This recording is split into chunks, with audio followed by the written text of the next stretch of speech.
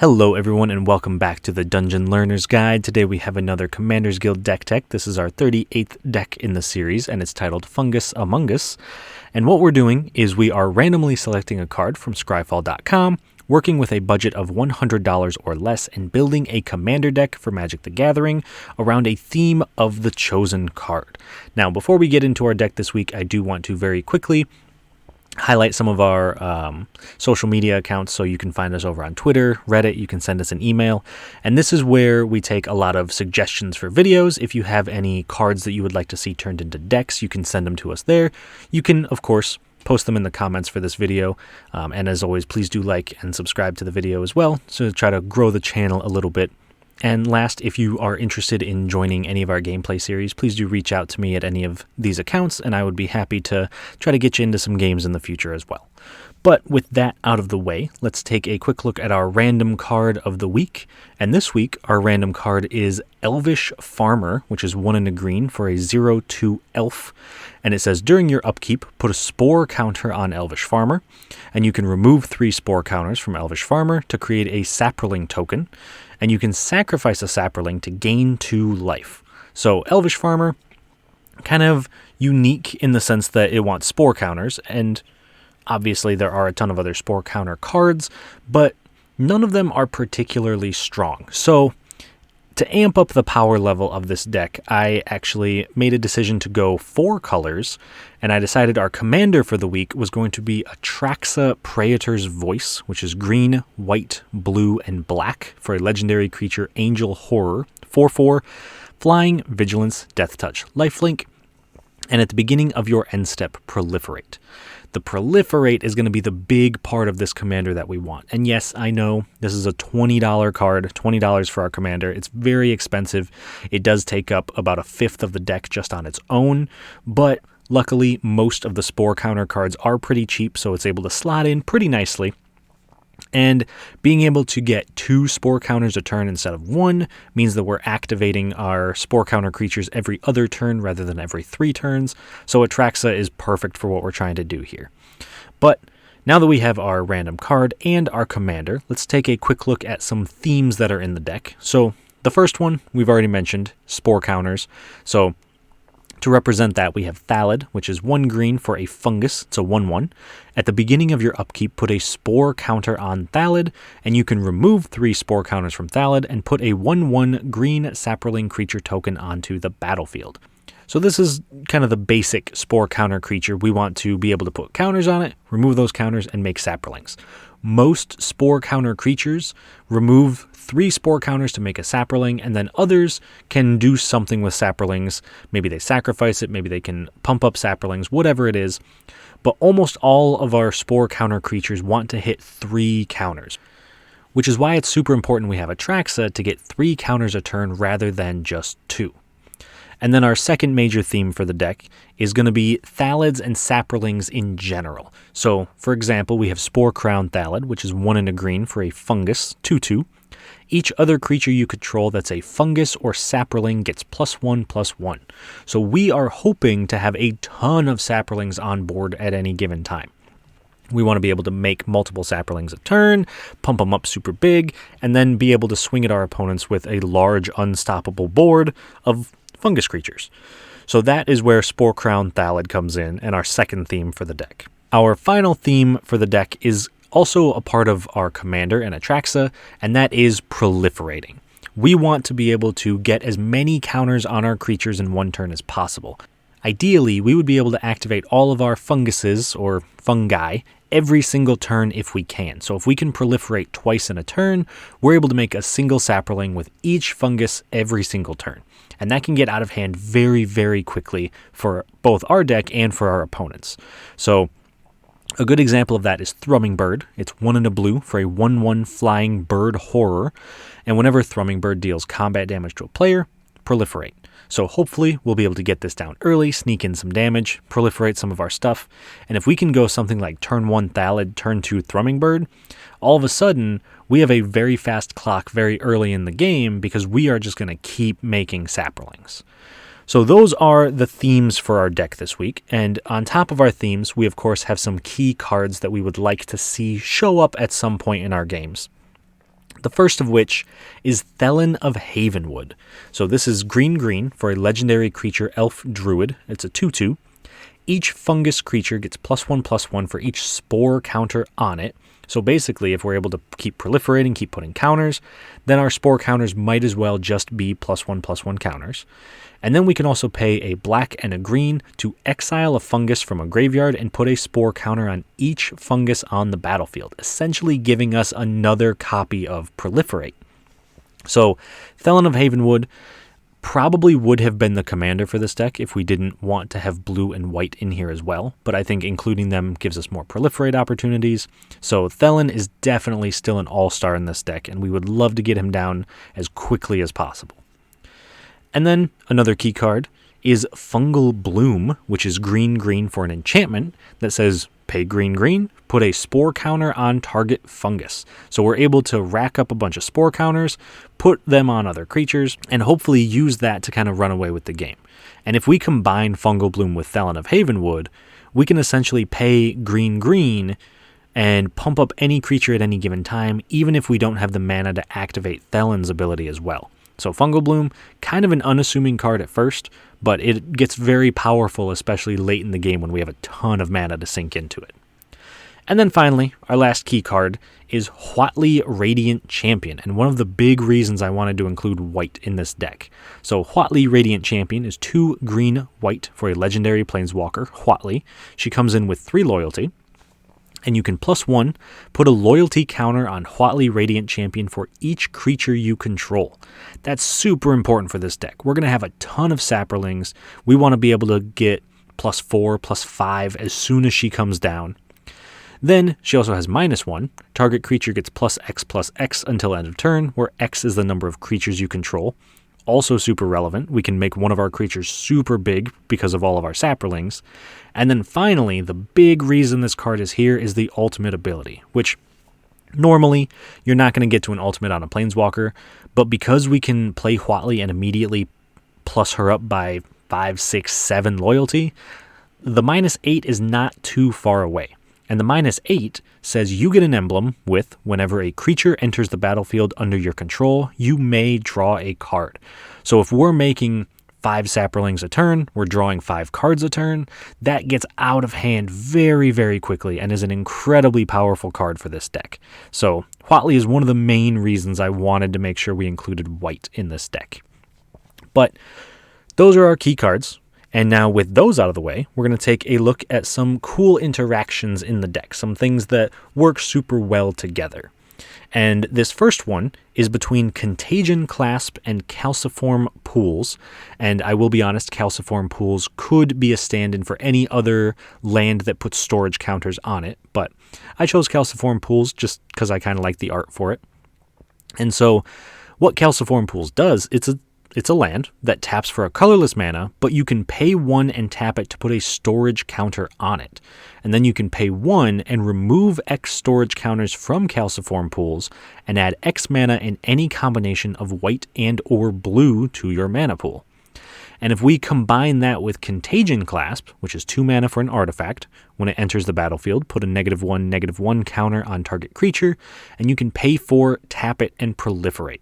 So we want to be able to play Calciform Pools or any other number of storage lands, get at least 1 counter on them, and then we can use Contagion Clasp or Atraxa or Thrumming Bird to keep proliferating the counters. Means we never have to pay for the counters again. So this turns it into just a normal land that can tap for a white or a blue. But if we're able to get multiple counters on it a turn, this is a land that's tapping for 2, maybe even 3 mana every single turn, which is incredibly powerful when we're hopefully using Huatli to draw a ton of cards in the long run. So these 2 cards, and honestly any proliferate card, any storage counter land, work super well together. And then our next cool interaction is between 2 cards that honestly I didn't even know existed before I started putting this deck together, and that is Sporogenesis and Mindbender Spores. So Sporogenesis is 3 and a green for an enchantment, and it says during your upkeep, you may put a fungus counter on target non-token creature. Whenever a creature with a fungus counter on it is put into a graveyard, put a Saproling token into play for each of those fungus counters. Treat those tokens as 1/1 green creatures. And when Sporogenesis leaves play, remove all fungus counters from all creatures. And if we combine that with Mindbender Spores, which is 2 and a green for a 0/1 wall, it's got flying. Whenever Mindbender Spores blocks any creature, put 4 fungus counters on that creature. During its controller's untap phase, remove a fungus counter from the creature. As long as the creature has any fungus counters on it, it does not untap during its controller's untap phase. So we are able to put counters on things with Sporogenesis. So in our upkeep, we put a fungus counter on something. And then Mindbender Spores actually keeps that card tapped down as long as it has a fungus counter on it. And if we're able to block something with Mindbender Spores, put 4 fungus counters on it, and then kill that creature, we would get 4 Saproling tokens thanks to Sporogenesis. So as far as I'm aware, these are the only 2 cards that deal with fungus counters, and they work surprisingly well together. But it's interesting, at least for me, to know that these 2 cards don't seem to have any actual interaction. I don't think they were meant to both be focusing on fungus counters with each other, but they do work very well together because they use a very unique counter in the game of Magic. So I just think that's kind of a cool interaction, and I wanted to highlight that before we moved on. But that is our last cool interaction to look at, and so the last thing we got to do for this deck tech is actually take a quick look at the price of the deck. And so this week, our deck came in at $96.28, and as I mentioned earlier, most of that price comes from our commander, Atraxa, Praetors Voice. If you had some partners or you wanted to cut one of the colors for this deck, just getting rid of Atraxa and replacing her with something else cuts the price down to about $75, which is much more manageable than $96. So if budget is a concern, getting rid of Atraxa, replacing her with some of the partner commanders. I know Ishai and Rayhan would be able to do the same thing in the same colors. So it wouldn't be as powerful without the proliferate at the end of each turn, but it's not an unplayable deck if you can't use Atraxa for budget purposes. And so that is our deck for the week. That is our Fungus Amongus deck. And the last thing we've got to do is actually see how this deck performs. We got to put it into a game, see how it runs against some other actual decks. And so this week, for our gameplay and for our opponents, we are going to be playing against Golos, Tireless Pilgrim, Magda, Brazen Outlaw, and Eryximeth's Slumbering Isle. Now, before all the comments start, I know that Golos is banned in Commander. This game was actually filmed right before the ban announcement happened, and so I wanted to make sure that it still came up. Shawn is the one running the Golos deck for this week, and he continues to run his Golos deck even though it is banned because we as a group made an agreement that it was okay, specifically because this is a tribal deck. He's not using it to kind of get generic value. The reason Golos is in the command zone is because he wants to get Inventor's Fair every single time he casts Golos, which then lets him tutor up Maskwood Nexus, making all of his creatures every single creature type. So that is why we have Golos in this game. It should be a fun game. I know tribal can be very difficult to combat sometimes, but I'm hoping our Saprolings can do a pretty good job of it. Next up, we have Bilal's Magda Brazen Outlaw deck. So the 1 in a red Dwarf Berserker that gives other dwarves +1/+0. And whenever a dwarf you control becomes tapped, you make a treasure token, and you can sacrifice 5 treasures to get an artifact or dragon onto the battlefield. So Bilal's Magda deck is actually a combo deck built around Dragon's Approach and Thrumming Stone. He wants to be able to use Magda to cheat out Thrumming Stone, and then he wants to cast Dragon's Approach to trigger Thrumming Stone and essentially cycle his way through his entire deck, casting every Dragon's Approach along the way, and doing, about 1 billion damage to each opponent. So that's his main goal here. I would imagine that he'll need some time to set it up, so hopefully our Saprolings can kind of get under the radar and get going before that. And then finally, we have Jason's Eryximeth's Slumbering Isle deck, which is a sea monster tribal deck. So he's got a ton of Leviathans and Krakens and Serpents and Octopus, and he just wants to play massive creatures and start swinging at his opponents.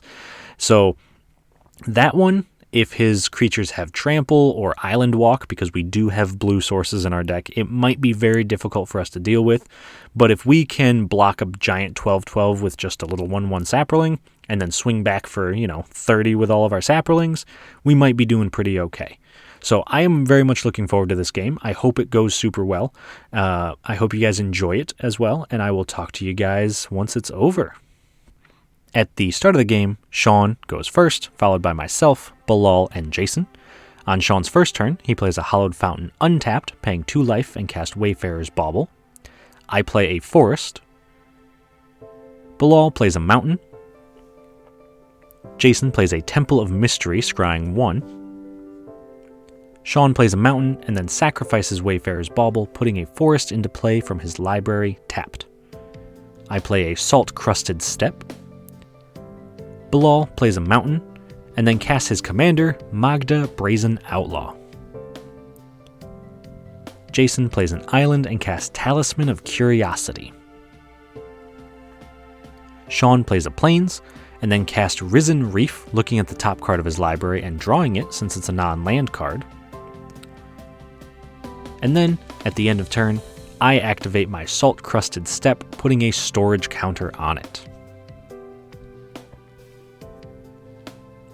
On my turn, I play a Plains and cast Psychotrope Thalid, which gets a spore counter in my upkeep, can create a 1/1 Saproling token by removing 3 counters, and can sacrifice a Saproling to draw a card. On Bilal's turn, he casts Thrill of Possibility, discarding Gadrak the Crown Scourge to draw 2 cards. He then plays a Dwarven Mine tapped, and moves to combat, attacking Jason for 2, creating a treasure token when Magda becomes tapped. Jason plays an island and casts his commander, Arixmathes Slumbering Isle. Shawn casts a Felwar Stone and casts his own Magda Brazen Outlaw. In my upkeep, I put a spore counter on the Thalid. I play a Plains, and then I cast a Thalid Devourer, which gets a spore counter in my upkeep, can create a 1/1 Saproling token by removing 3 counters, and can sacrifice a Saproling to get +1/+2 until end of turn. On Bilal's turn, he attacks Jason for 2, making another treasure token, and then, in his second main phase, he reveals his plans and casts Dragon's Approach, doing 3 damage to each opponent. Jason casts a Spawning Kraken, so whenever a Kraken, Leviathan, Serpent, or Octopus he controls deals combat damage to an opponent, he makes a 9/9 Kraken creature token, and this also removes a slumber counter from Arixmathes. On Shawn's turn, he attacks Bilal for 2, creating his own treasure token with Magda, and then casts his commander Golos Tireless Pilgrim, searching his library for Inventor's Fair and putting it into play tapped. In my upkeep, I put a spore counter on each of my creatures, and then cast Mycologist, which gets a spore counter in my upkeep, can create a 1/1 Saproling token by removing 3 counters, and can sacrifice a Saproling to gain 2 life. On Bilal's turn, he plays a Mountain, and then he casts another Dragon's Approach, doing 3 damage to each opponent. Jason plays a Command Tower, and then moves to combat, attacking Bilal for 6, making a 9/9 Kraken token when it deals combat damage. Then in his second main phase, he casts Kiora Master of the Depths, removing a counter from Arixmathes, and then activates Kiora's +1 ability to untap Spawning Kraken and Arixmathes. He follows that up by casting Kiora's Follower, which can tap to untap a permanent, removing yet another slumber counter from Arixmathes, and also casts Cultivate, putting a land into play tapped, and another to hand, removing another slumber counter. In Shawn's upkeep, he gains a life from Inventor's Fair, since he has 3 artifacts, and then he immediately sacrifices Inventor's Fair to put Maskwood Nexus into his hand. He moves to combat, attacking Bilal for 2 with Magda, creating another treasure token. And then in his second main phase, he casts a Time Stream Navigator, which can be activated to put itself on the bottom of its owner's library and take an extra turn. At the end of turn, though, I put a storage counter on my Salt-Crusted Step. In my upkeep, I put a spore counter on each of my creatures, and then I cast Huatli Radiant Champion. I remove 3 counters from Psychotrope Thalid, making a Saproling token, before I activate Huatli's +1 ability to put 4 additional loyalty counters on her since I control 4 total creatures.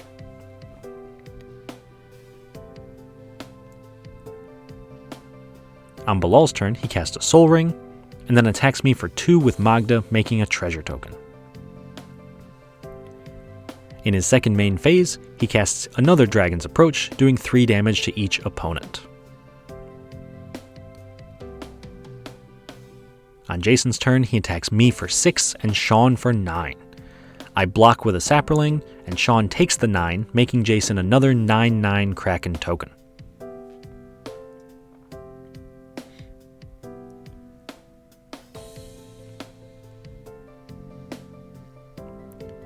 Then in Jason's second main phase, he casts Brinelin the Moon Kraken, which returns Timestream Navigator to Shawn's hand, before activating Kiora's +1 ability to untap the spawning Kraken and Arixmathes.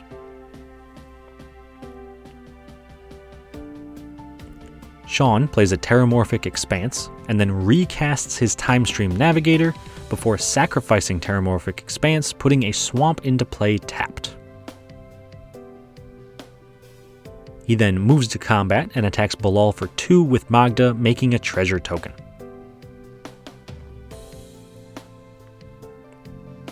In his second main phase, he casts Conspiracy, naming Merfolk, making all of his creatures Merfolk in addition to their other types.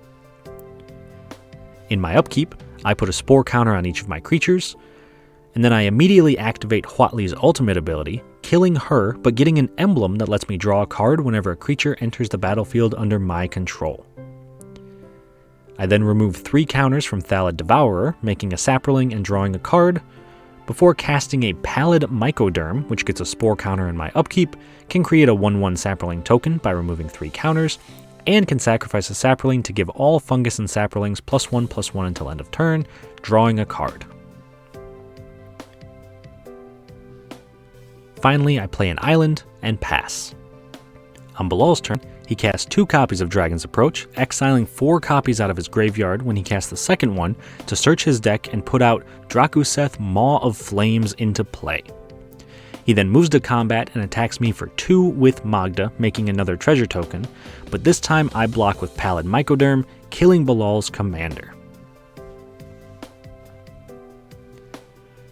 At the end of turn, Jason casts Growth Spiral to draw a card and put a forest into play. This also removes the last slumber counter from Arixmathes, turning him into a creature. Jason activates Kiora's -2 ability to reveal the top 4 cards of his library and put a Reclamation Sage and an island into his hand from among them.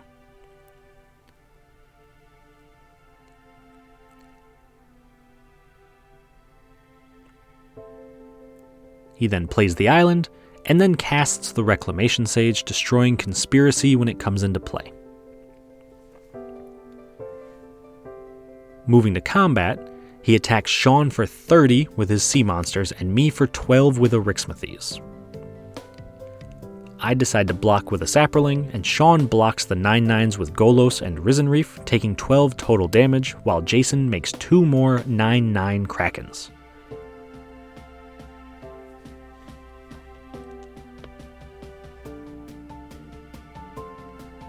In his second main phase, he casts Mesmerizing Benthid, creating 2 0/2 illusion tokens.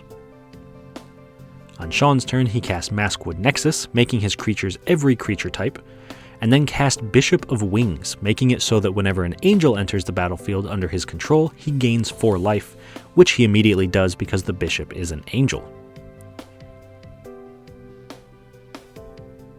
In my upkeep, I put a Spore counter on each of my creatures, and then I cast Sporoloth Ancient, which gets a Spore counter on my upkeep and allows all my creatures to create a Saproling token by removing 2 Spore counters from them, and I also draw a card when it enters. I then remove 2 Spore counters from Thalid Devourer and Mycologist to create 2 Saprolings and draw 2 more cards. This allows me to finally hit our black mana source, playing a Vivid Marsh. On Bilal's turn, he plays a Buried Ruin, and then casts a Thrumming Stone, giving all his spells Ripple 4. This means that when he casts Dragon's Approach, he's able to reveal the top 4 cards of his library and cast any spells with the same name. So he's able to chain together enough Dragon's Approaches to kill the rest of the table all at once, winning Bilal the game.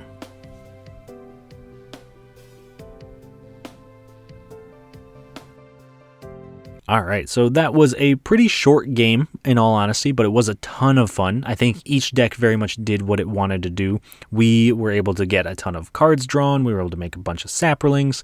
Our only major issue was that we didn't have any black mana for that entire game, so we were unable to cast Atraxa and start proliferating. Jason's sea monsters were pretty terrifying. Getting that spawning Kraken on board very quickly and being able to hit each opponent each go around, giving him a massive board was very, very scary. Shawn being able to get Maskwood Nexus online with the threat of an extra turn definitely made him look like a threat for much of the early game. And then, of course, at the end, Bilal being able to combo off with Thrumming Stone and his Dragon's Approaches made for a very abrupt end to the game, but a very powerful end to the game. So, like I said, tons of fun. I hope you guys enjoyed it. If you have any suggestions for future videos, please do let me know. But otherwise, I will see you all on the other side of the Dungeon Learner's Guide.